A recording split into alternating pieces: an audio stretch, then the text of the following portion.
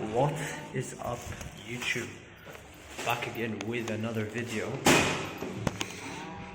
Today is leg day. We're gonna hit a nasty leg session, looking to go till failure on legs and making sure that we completely fry the legs today. It's been a while since I last did legs. I've been quite busy with a lot of stuff in my life, so I wasn't able to go to the gym for the past 3 days almost. Today was the third day, but no excuses. We still have to keep going, you know what I mean? And I'm recording myself just so you guys can see the third workout of the week of the series. Right after back day was legs. I think I could structure it a bit better with having back, chest, then legs, because when you do back day, especially when you're doing rows and that kind of movement, you utilize a lot of your legs, especially your glutes and hamstrings, to pull the weight up. So, you know, still move though. Getting into the lift and heading to the gym. If you're wondering why the lift looks different, it's the cargo lift. You know, the lift where you use to transport stuff from house to house, or just transport big stuff that you can't put in a normal elevator. That's where you have this elevator. So now we're going up. I'll see you guys in the gym. Alright guys, so for the first exercise, we start off with a few dynamic stretches, arm circles with the resistance band, just to warm up my body, make sure everything's warm and good to go. I do a few practice squats using the rack as support, and then I start doing this stretch where I push my knees outwards. After that, I do some tibialis raises to warm up the knees, and I'm ready for my first set of Romanian deadlifts. As you can see, I'm using the straps to ensure that my forearms are taken out of the equation and are not the limiting factor in the movement. I'm mostly pulling with my hamstrings and my booty. I continue with the warm-up. After using 40 kilos, I end up using 60 kilos, as you can see.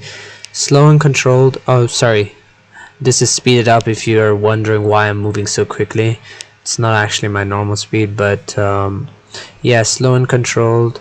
Now we put 80 kilos, I think. Yeah, it was 80 kilos. And this is one of my first real sets, right before my actual set, which I think it was going to be 90 kilos. And I'm just making sure that my form is good. I'm making sure everything's nice and tight. As you can see, I'm putting the 90 kilos, which is going to be my top set. So my set 1 of 2 sets till failure of the Romanian deadlifts. So I use the straps again to limit my forearms, make sure that they don't fatigue before my hamstrings. I pull up with good form. I make sure my shoulders are shrugged upwards to maintain the strong posterior chain. I make sure that I'm not going too fast down. As you can see, I'm checking myself in the previous rep. Sometimes I like to throw the weight on the ground. Not throw it, but like just let it rest on the ground so that I could gather myself, and that's how I do the reps. I think I went for around 10 to 12 reps for this exercise for 90 kilos, I think. And this is coming to the end of the set. Still trying to improve, especially with the deadlift in Romania because of my lower back. But we still push through, you know. So I did one set, 10 reps. Still new, so I'm taking it easy. I'll go 80 kilos, or I'll go 90 kilos same way, but go lower reps.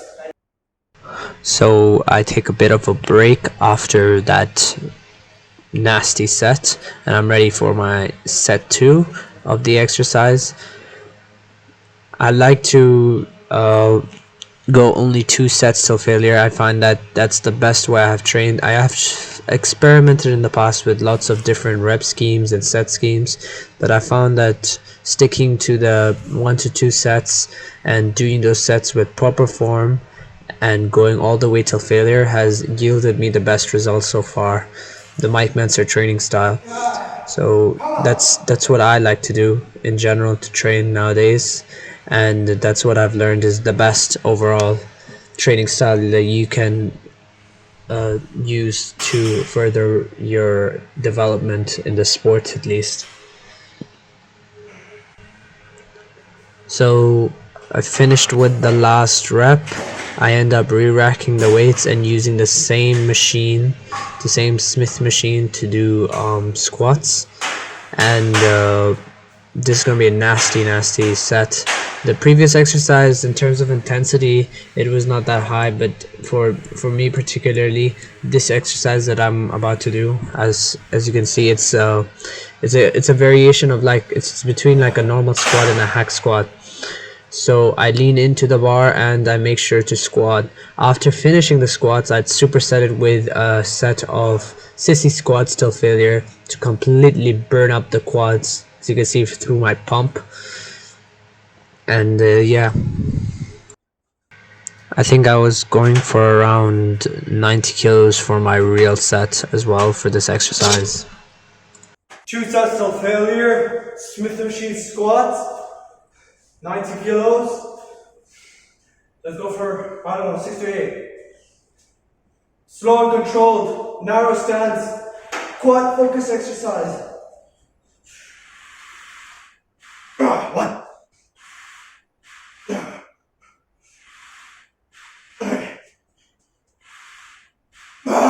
4.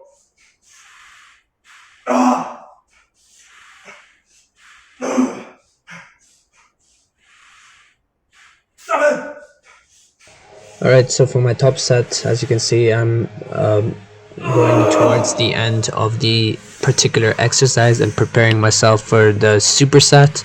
So I'm pushing with an RPE of 9 to 10, so extremely hard, leaving no room for for any energy. And as you can see, I'm completely gassed and exhausted from that last set. I barely have energy to do some sissy squats. I'm losing my balance because of the lack of energy, so I try to focus on my form, but I find that I cannot do that. So what I do, I grab the ends, the squat rack, and I use that to do my sissy squats, and I take these all the way till failure. So I don't even count the reps, I just take them to absolute failure. This is way too tiring, man. It's actually so tiring. It's deceivingly tired. I do normal squats, I never feel this tired. Even with like 120, 130 kilos, I do squats. But then when I get rated on this Smith machine, for some reason it's so difficult. Maybe it's because of the constant tension.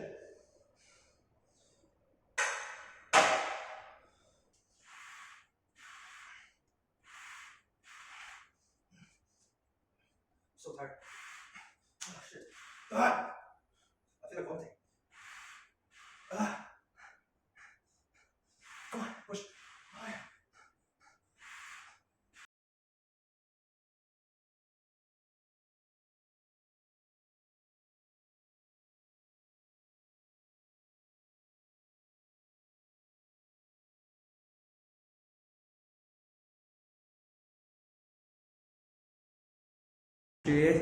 Between, you need to keep the intensity high, but you need to make sure you're not getting too fatigued, because if you keep getting too fatigued, you won't be able to do other exercises, that's for sure.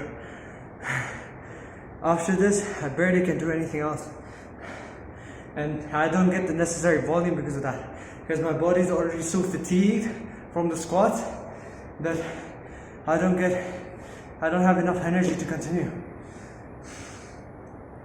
Leg days are especially taxing. They're very taxing. I used to love leg days before, but then I realized I was previously, like a year back, I used to train with high volume but very low intensity, and because of that, leg days used to seem fun for me. But now that I do leg days like this, it's actually one of the worst days ever. My body, my subconscious mind doesn't want to do it.